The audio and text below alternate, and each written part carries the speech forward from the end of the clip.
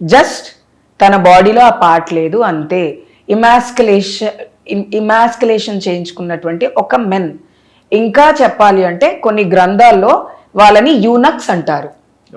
యూనక్స్, కొంతమంది యూనక్స్ అంటారు ఎందుకంటే కొంతమంది దేవుడి కోసం వాళ్ళ వాళ్ళ పురుషత్వాన్ని త్యాగం చేసే వాళ్ళు ఉన్నారు సొసైటీలో.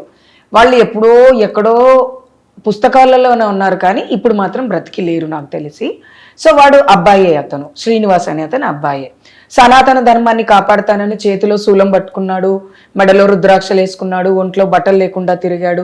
బట్టలు లేకుండా తిరిగినప్పుడు అరే తను హిజ్రానేనేమో అని హిజ్రా సముదాయం కూడా తనని సపోర్ట్ చేయడం జరిగింది.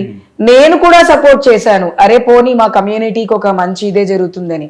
ఎప్పుడైతే తను హర్షిని అనే ఒక అమ్మాయిని ట్రాప్ చేశాడు, వర్షిని అనే అమ్మాయిని ట్రాప్ చేశాడో అప్పుడు అర్థమైంది ఏంటి అంటే కేవలం ఒక అటెన్షన్ కోసం, ప్రజలలో ఒక ఫేమ్ కోసం తను సర్జరీ చేయించుకొని పిచ్చి పిచ్చి వేషాలన్నీ వేస్తూ ఉన్నాడు అనేది నాకు అర్థమైంది. ఎందుకంటే అతనికి ఫస్ట్ కౌన్సిలింగ్ అవసరం. తన సెక్షువాలిటీ ఏంటి, తన జెండర్ ఏంటో తనకే తెలియదు. ఇది మనం గమనించాల్సిందే. Non gender community, gender dysphoria ఉన్నటువంటి ఒక వ్యక్తి తనకు తన జెండర్ ఏంటో తెలీదు. ఏదో కోయించేసుకున్నాను నేను, ఏదో పెద్ద ఇది కోయించుకున్న ప్రతి వాళ్ళు హిజ్రాలు కారు. ఎందుకంటే మాకంటూ కొన్ని డూసు డోంట్స్, మాకంటూ కొన్ని పద్ధతులు ఉంటాయి. కాబట్టి అతను మాత్రం, శ్రీనివాస్ అనే వ్యక్తి మాత్రం హిజ్రా కమ్యూనిటీకి చెందినటువంటి వాడు కాదు, హిజ్రా కమ్యూనిటీలోకి ఉన్నటువంటి వ్యక్తి కాదు.